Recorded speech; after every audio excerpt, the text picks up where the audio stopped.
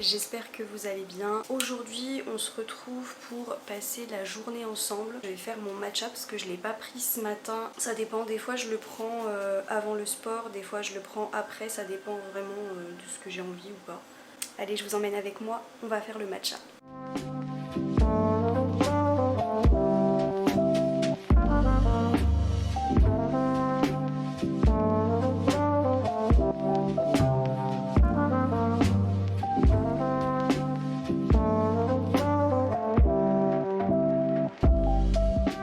Je vous retrouve avec mon matcha fait. Donc, du coup, avant de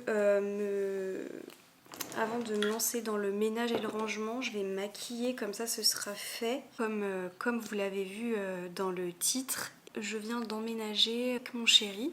Ça va faire maintenant 1 mois qu'on est dans cet appartement là. Franchement, tout se passe bien, même si au début c'était super compliqué. C'est mon premier appartement, c'est la première fois que je pars de chez ma maman en fait. Donc oui, je sais qu'à 26 ans ça peut paraître un peu tard.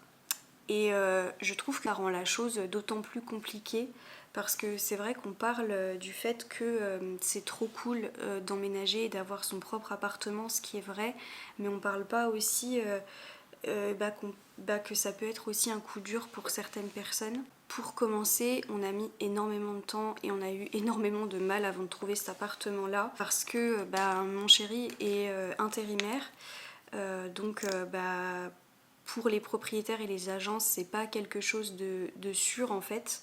C'est vrai que c'était compliqué de trouver quelque chose et c'était d'autant plus compliqué étant donné que moi je suis sans emploi. Donc pour eux une allocation chômage ça vaut pas un salaire. Mais Dieu merci, nous sommes tombés sur un propriétaire qui nous a fait confiance. Pour la question est-ce que j'ai voulu partir à 26 ans? Non, c'était pas du tout voulu. Que j'ai commencé de travailler, j'étais assez jeune quand même, j'avais 19 ans. Normalement la plupart des gens sont encore en études à cet âge-là.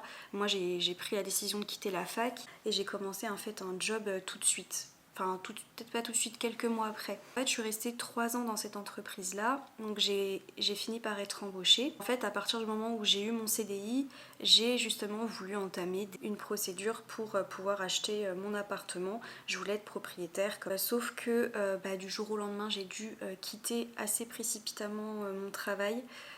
Si ça vous intéresse, il y a une vidéo sur ma chaîne YouTube où j'explique ma pire expérience professionnelle, même si j'en ai pas eu beaucoup, mais celle-là a été très traumatisante.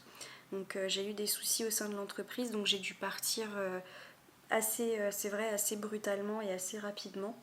Du coup, je perds mon CDI et je me retrouve au chômage, donc le salaire n'est pas pareil, donc forcément les banques n'ont pas très envie de collaborer avec toi, ce que je peux comprendre aussi. Du coup, c'est un peu retour à la case départ. En fait, je suis restée 2 mois au chômage, je crois, et au bout de 2 mois, j'ai retrouvé quelque chose, sauf qu'en fait, c'était pas un temps plein, c'était un temps partiel, donc forcément le salaire est partiel aussi. C'était compliqué, donc déjà le fait d'acheter un appartement c'était même pas la peine d'y penser, surtout que tout ce que j'avais de côté j'ai dû m'en servir pour liquider mon crédit de voiture, parce que j'avais fait un crédit de voiture, j'avais acheté une voiture neuve, donc j'avais presque plus d'économie, voire même plus d'économie. Heureusement que j'étais chez ma maman à ce moment-là. C'est vrai que ça peut énormément jouer sur le moral parce que en fait, surtout que quand tu es dans le monde du travail, tu travailles avec des gens qui ont ton âge, qui sont déjà en couple, qui sont déjà en appartement, qui ont une vie de famille. Et c'est vrai que c'était assez frustrant et surtout je me comparais beaucoup aux autres parce que moi quand on me disait « Et toi t'habites où? Tu fais quoi ?» nanana, je répondais tout de suite en fait je suis toujours chez ma maman. Même si les gens n'ont pas envie de te juger, il y a quand même ce regard de « Ah ouais !» Limite on te juge et on te dit que t'es une tanguy quoi, alors que les gens savent pas pourquoi t'es encore chez ta maman, peut-être que tu le veux pas, peut-être que t'as vécu des choses qui font que maintenant t'es encore là. Et j'avais vraiment l'impression que par rapport aux autres, je reculais plus que ce que j'avançais. Juste quand on te rappelle constamment que t'as 26 ans et que t'es toujours chez ta mère, et que moi je suis partie, j'avais 18 ans, 19 ans, c'est un peu lourd, ça te met une pression en plus. Et en fait après je me suis posée et je me suis dit Si ça se passe comme ça, c'est que ça doit se passer comme ça, il n'y a pas de pression à se mettre. Chacun avance au rythme auquel il avance. Et surtout, le plus important, c'est de ne pas se forcer à faire les choses, c'est pas de forcer les choses parce que au final, si nous, la situation nous convient comme ça, telle qu'elle est, pourquoi changer ça? Pourquoi se mettre une pression et vouloir être comme les autres? Même si là, c'est clair que je voulais un appartement. Ça, c'était sûr et certain, je voulais partir et ça faisait bien trop longtemps que je voulais partir. Mais si jamais vous vous trouvez dans cette situation-là, que vous êtes chez vos parents, que vous avez apparemment une date de péremption, ce qui est totalement faux, il n'y a pas de normalité, si vous, ça vous convient, si cette situation vous convient, si vous êtes ok avec ça, si vous êtes heureux et serein, je vois pas pourquoi il faudrait changer sous prétexte qu'on ne serait pas dans la normalité en fait. La vie qui a voulu ça, je suis passée par plein d'épreuves, ça n'a pas été facile et que j'ai aucune honte à être partie à 26 ans quoi. Chacun fait sa vie comme il peut. On fait comme on peut dans la vie, on fait pas toujours comme on veut. Alors après, pour parler un peu de l'emménagement, au début ça a été très compliqué parce que justement en fait quand tu as passé énormément de temps dans le même foyer, c'est compliqué parce que du coup tu perds tous tes repères, tu perds tes habitudes un petit peu, t'apprends aussi à vivre avec l'autre. Moi de base j'ai vécu toute ma vie jusqu'à maintenant à la campagne. C'est vrai que de me retrouver un peu, on n'est pas totalement au centre-ville, on est vraiment à l'entrée de la ville. Donc ça c'était super important pour nous, parce que même mon copain n'aime pas trop la ville, mais qu'on y aille step by step parce que j'avais peur de me retrouver en ville comme ça, totalement démunie. Les premières semaines ont été très dures parce que je suis au chômage et que j'ai déjà ce sentiment de culpabilité de ne pas travailler. Alors que je sais pourquoi je travaille pas, je sais que parce que j'ai un projet, je sais que voilà, je travaille dessus. Je suis de nature à culpabiliser tout le temps, je suis très sensible, je m'en veux tout le temps, j'ai beaucoup d'anxiété, je me fais toujours du souci et c'est vrai que à la campagne en fait, tu vois pas tout ce monde qui va travailler. On était dans un immeuble, il y avait personne autour. Donc c'est vrai que là on a un arrêt de tram qui est juste en dessous de notre fenêtre de cuisine. Et en fait, le matin, je me réveille, je me lève, je vois tous ces gens qui courent pour aller au travail. Je me dis, toi, ça craint, t'es là, tu fais rien.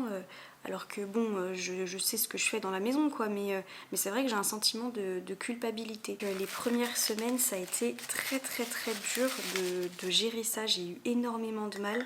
Je pleurais tous les jours, c'était compliqué. Mais vraiment, je me sens extrêmement chanceuse et reconnaissante d'avoir un toit parce que je sais que c'est très dur à trouver parfois et je me sens extrêmement chanceuse malgré tout. J'ai eu un peu de mal au début mais je suis très heureuse d'être ici, d'être avec mon chéri.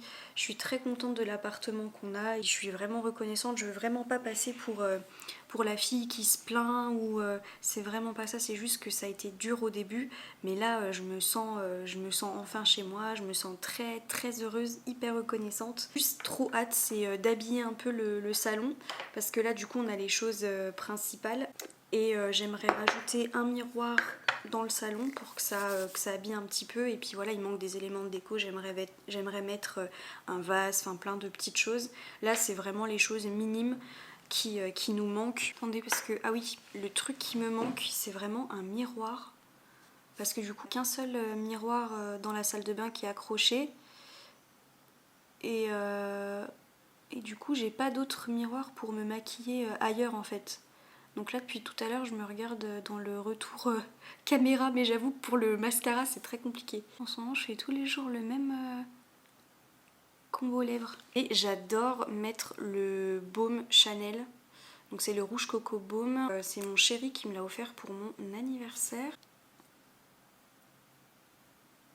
Bon voilà, le make-up est fait, je vais ranger tout mon bazar et puis on va passer au rangement de l'appartement. Donc c'est parti, moment ménage, c'est le moment de détente pour vous.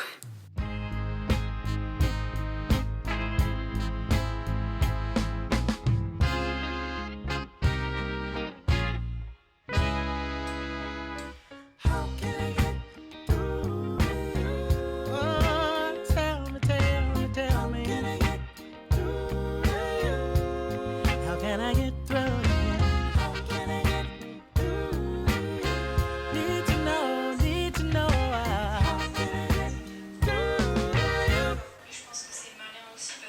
I turn on, you get going at every stop. J'ai fini le ménage, donc je suis en train de commencer de faire à manger. Je vais faire un dalle de lentilles corail. C'est une recette qui est très très simple mais qui est super bonne. Je vais faire du poulet pour mon copain. Je consomme de la viande, du poulet, mais j'avoue que quand je fais un dalle de lentilles corail, moi perso ça me suffit. Donc j'ai pas envie de beaucoup plus à côté. Usually I don't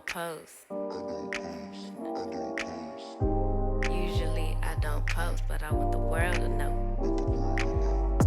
Time to pull the drop tops out. Summer nights, it's a vibe, yeah. We've been keeping it in the house. Netflix and chillin', I GDM'in', yeah. Didn't wanna share my love till I found someone I'm sure of. Young and untamed, I've been out of. Et voilà du coup le déjeuner de ce midi. Franchement, si vous pouvez faire cette recette faite là, c'est délicieux, super bon et ça prend pas trop longtemps. Well, baby, got a hold on it. Let love unfold tonight. They'll be calling us gold. No lies, so bear with it. You can let them stare at it. Now I'm prepared for it. Instead of love out loud since we ain't going nowhere. Bon, je viens de rentrer, j'ai ramené ma soeur à la gare. Conduire en ville, c'est vraiment ma phobie. Je pense que je m'énerverais tous les jours, il y avait des bouchons, c'était horrible. Bon, il est 17h et j'ai un petit creux. Du coup, je vais faire la collation que je fais quand j'ai la flemme et que j'ai pas forcément envie de faire un truc énorme. Donc, c'est-à-dire le truc, je crois que c'est un des trucs les meilleurs au monde. Pain complet, beurre de cacahuète, myrtille, cannelle. Parfait.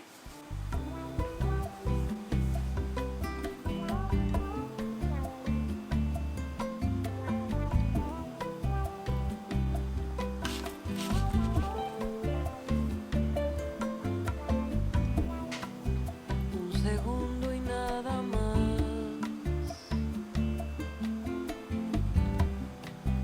Hacia la felicidad. Bon, on se retrouve du coup le soir. Je vois que ça fait des petits stries. Je vais essayer de voir si avec l'autre lumière ça fait pas ça. Ok, il y a une lumière qui fait un truc bizarre. Je sais pas si vous l'aviez vu, mais moi ça me perturbe au niveau de la caméra. On se retrouve du coup en cette fin de journée, le front bien luisant parce qu'il fait extrêmement chaud. Ça m'inquiète pour l'été, sincèrement, parce que alors si déjà il fait chaud maintenant, ça s'annonce compliqué. C'est par me démaquiller, j'utilise tout le temps un baume parce que je trouve que c'est ce que ma peau préfère.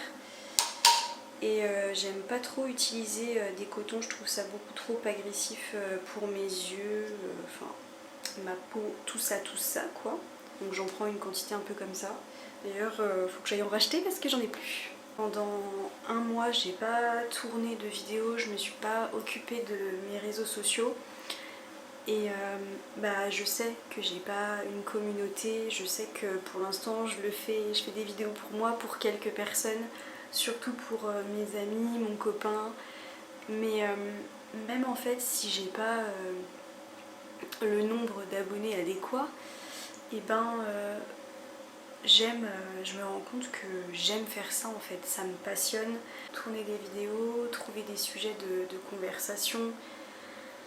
J'ai toujours été passionnée de YouTube, quoi. J'ai grandi avec YouTube. Je me souviens que je passais, quand j'allais pas à l'école, je passais mes journées devant YouTube.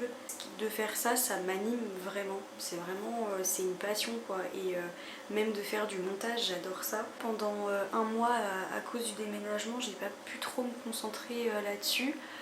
Mais là, ça m'a fait du bien de tourner sur toute la journée. Donc tout ça pour dire que je ne compte pas arrêter parce que quand on aime quelque chose, il faut pas s'arrêter. Bon, je vais rincer mon visage. Franchement, je peux plus passer une soirée sans faire ma skincare et je sais que quand j'étais ado, genre vraiment jusqu'à mes... Bon après je me suis quand même maquillée tard, j'ai commencé à me maquiller tard, mais je prenais pas du tout soin de ma peau parce que je savais pas ce qu'il fallait, ce qui était bon pour ma peau ou pas. Je prenais absolument pas soin de ma peau et évidemment que je me couchais maquillée, chose à ne pas faire. Et franchement, j'ai 26 ans et je pense que ça fait bien depuis mes 20 ans, 6 ans en fait, que je fais vraiment attention à ma peau. J'essaie vraiment d'adapter ma routine skincare à mon type de peau, à mes besoins, etc. Et franchement, j'ai quand même eu énormément de chance parce que même si je me couchais avec parfois des résidus de maquillage ou juste parce que je m'étais pas démaquillée, bah j'ai jamais eu une trop moche peau, on va dire. Et ouais, franchement, je peux pas me passer de faire ma skincare quoi. C'est vraiment mon moment cocooning, ça fait trop du bien. En fait, c'est important pour moi d'être propre de la tête aux pieds et le visage fait partie de notre corps. Une fois que ma peau est bien propre, qu'il reste plus rien, je viens passer un petit peu de brume sur mon visage. Donc celle-là, c'est celle de chez Caudalie. Et c'est toujours important de s'appliquer une petite brume une fois que vous avez lavé votre visage pour enlever tout le calcaire et les résidus du savon. Moi, j'aime bien faire ça en tout cas. Donc ça dépend, des fois j'utilise de l'eau de rose. Là dernièrement j'ai acheté celle-ci et franchement elle est très très bien, elle illumine la peau, elle hydrate, donc parfait. Ensuite j'applique ce toner de chez Charlotte Tilbury. Pour être honnête avec vous, je sais pas trop s'il fonctionne, je vois pas de grands changements sur ma peau, mais je déteste gaspiller donc je vais le terminer. Mais en plus je crois que j'ai vu que la compo était pas top top top. Je l'ai pris parce que je voyais beaucoup de gens l'utiliser et ça c'est vraiment le truc à pas faire. Après voilà. Il apporte quand même un glow sympa. Ça vraiment c'est l'erreur à ne pas faire, d'acheter des trucs qui sont en vogue sur TikTok. Faut vraiment éviter de faire ça. Pour mon contour des yeux, j'utilise celui de chez Sephora. Il est à base d'acide hyaluronique. Écoutez, il est très bien, il apporte de l'éclat et je trouve que mon contour de l'œil se porte plutôt mieux depuis que j'utilise. Pour m'hydrater le visage le soir, j'adore utiliser ces deux produits ensemble. Donc ça c'est une crème de chez Eucerin. En fait j'ai plein de petits grains ici au niveau du front et je trouve que ces deux produits, donc ça c'est de l'huile de nigel, c'est de la magie en bouteille, ça enlève tous vos boutons, toutes vos petites impuretés, enfin vraiment c'est vraiment quelque chose qui est génial. Ça fait un moment que je l'utilise et vous voyez j'en ai encore pas mal, il suffit d'une petite goutte et vous la mélangez avec cette crème là et ça, vous allez voir, c'est incroyable. On mélange bien, on vient appliquer la petite mixture sur tout notre visage et franchement quand votre peau ressemble à ça avant d'aller se coucher, vous allez tout gagner. Alors dernière étape skincare, c'est d'appliquer du baume à lèvres. Moi j'utilise celui de chez La Neige. J'ai l'impression que je vais jamais terminer le pot, c'est interminable. Moi j'ai le goût bonbon gourmand. C'est vrai qu'il enveloppe quand même super bien les lèvres et il hydrate super bien. J'applique toujours un petit peu de brume avant d'aller me coucher. J'adore sentir bon. Passion sur terre. Magnifique. J'arrive toujours pas à me faire à cette tête. Horrible. En plus moi j'ai un énorme front, ce qui fait que mon front il se voit encore alors que j'ai une Charlotte. Il y a quand même un truc qui est pas normal. Je pense. Même si on a une tête horrible pendant notre dodo, c'est pas grave, au moins on a des cheveux magnifiques au réveil, donc je pense que c'est le plus important. Donc voilà, c'est sur ces belles paroles et surtout sur ces belles images cette vidéo se termine. J'espère que ce petit vlog vous aura plu, que vous avez passé un bon moment avec moi. Si cette vidéo vous a plu, n'hésitez pas à mettre un petit commentaire, j'adore vous lire, à vous abonner, ça me ferait d'autant plus plaisir. Et puis moi je vous dis à très très vite, surtout prenez soin de vous, c'est le plus important, je vous fais plein de bisous et on se retrouve très très vite. Promis, je ne reviendrai pas avec cette tête là. Bye bye.